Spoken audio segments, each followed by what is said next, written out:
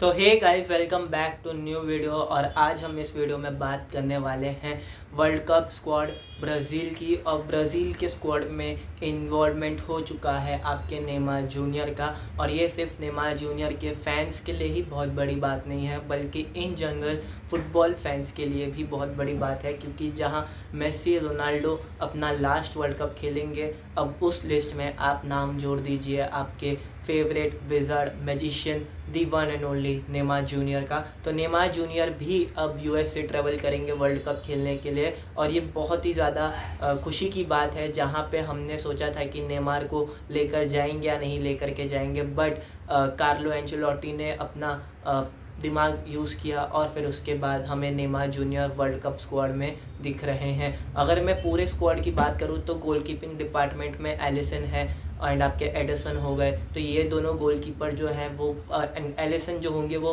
Start करने वाले हैं बिटवीन द स्टिक। उसके बाद अगर मैं बात करूं तो कैसेमीरो अपना वर्ल्ड कप खेलने वाले हैं। उसके बाद ये आपके ब्रूनो गुमारेश हो गए, फिर आपके मथाइस कुनिया हो गए, एलेक्स हेनरिकेज हो गए। तो ये वो प्लेयर्स हैं जो कि लास्ट टाइम भी वर्ल्ड कप के स्क्वाड में थे और इस बार भी वर्ल्ड कप के स्क्वाड में हैं।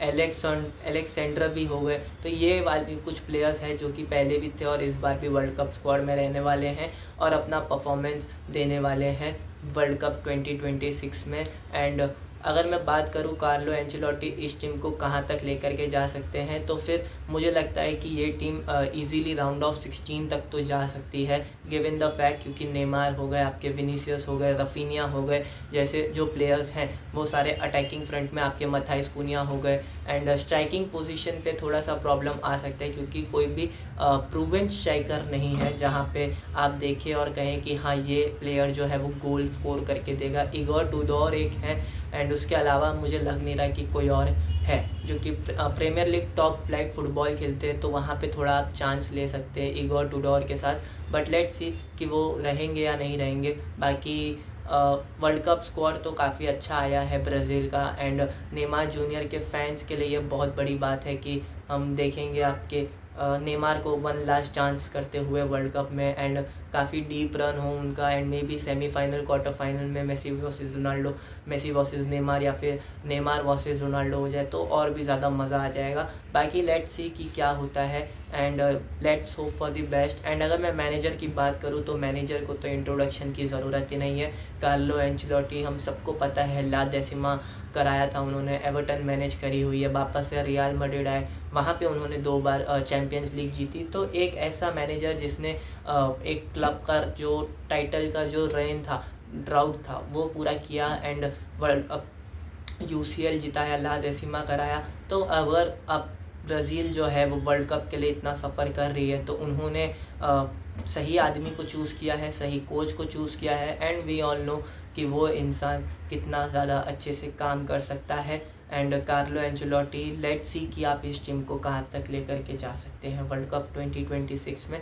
उसके बाद अगर मैं बात करूँ तो Pep Guardiola Manchester city leave करने वाले हैं। एंड व्हाट अ स्टोरी, मतलब भाई पेप गार्डियोला ने जिस तरीके से प्रीमियर लीग को रूल किया था, I guess 4-5 premier league titles होंगे उनके पास, एफए कप हो गया, चैम्पियंस लीग हो गए, multiple Carabao cup.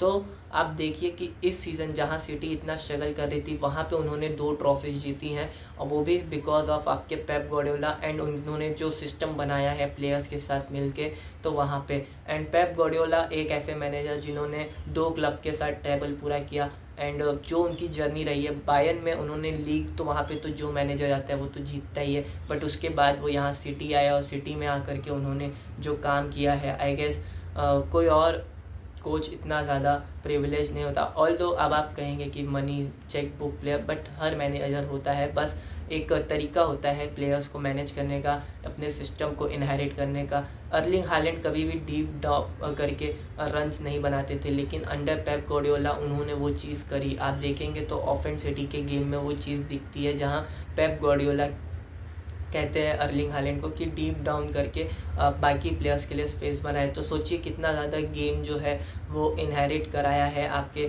Erling Haaland का, जो कि एक फॉक्स इन अ बॉक्स वाले स्ट्राइकर रोल के लिए जाने जाते हैं एंड पेस के लिए जाने जाते हैं, उनसे डीप डाउन कराना। एंड उसके बाद आप देखेंगे तो सेमेनियो हो गए, डोकू हो गए, बतेरे प्लेयर्स जो हैं जो उनके अंडर खेले हैं। Phil Foden is a prime example, जो कि सिटी एकेडमी से आए थे एंड पेप गार्डियोला ने उनको चूज़ किया था, तो उनको भी कितना ज़्यादा ग्रो कराया है आपके पेप गार्डियोला ने। तो पेप गार्डियोला सिर्फ एक मैनेजर नहीं है फुटबॉलिंग वर्ल्ड में, he is the God father of all the managers. आप देखिए उनके जो छोटे छोटे पॉकीमोन है वो आपको उन्हीं के आजू बाजू दिख जाएंगे। आप देखेंगे मिकेल आर्टेटा आपके पेप गार्डियोला के अंडर ट्रेन हुए, फिर उसके बाद जाबी अलोंसो जो कि चेल्सी के मैनेजर बने, वो भी आपके पेप गार्डियोला के अंडर ही ट्रेन हुए हैं। विंसेंट कंपनी हो गए, वो भी आपके पेप गार्डियोला के अंडर ही ट्रेन हुए हैं। और इतने नहीं, एंजो मरेस्का जिनका रिप्लेसमेंट आप देख रहे हैं कि अभी कुछ दिनों में न्यूज़ भी आएगी Enzo Maresca to Manchester City, वो भी आपके पेप के अंडर ही रहे हैं। एरिक टेन हैग वो भी पेप के साथ रह चुके।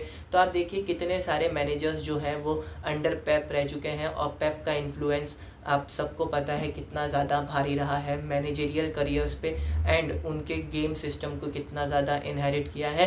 पेप ने खाली एक बार दूसरे मैनेजर्स से मदद मांगी थी, एंड मदद भी नहीं, इन अ सेंस उनका गेम प्लान अप्लाई करने के लिए, और वो थे आपके बोर्नमथ के मैनेजर एरियोला का सिस्टम उन्होंने अडेप्ट कराया अपने प्लेयर्स से। तो आप सोचिए कि प्रीमियर लीग कितना ज़्यादा टफ है कि वहाँ पे पेप गार्डियोला को एक mid table team Bournemouth, no disrespect, Bournemouth के मैनेजर का सिस्टम उठा करके अपने प्लेयर्स को देना पड़ रहा है खेलने के लिए। तो सोचिए कि पेप गार्डियोला के लिए भी कितना ज़्यादा टफ हुआ in the last giving chapter जो उनका मैनचेस्टर सिटी में हुआ।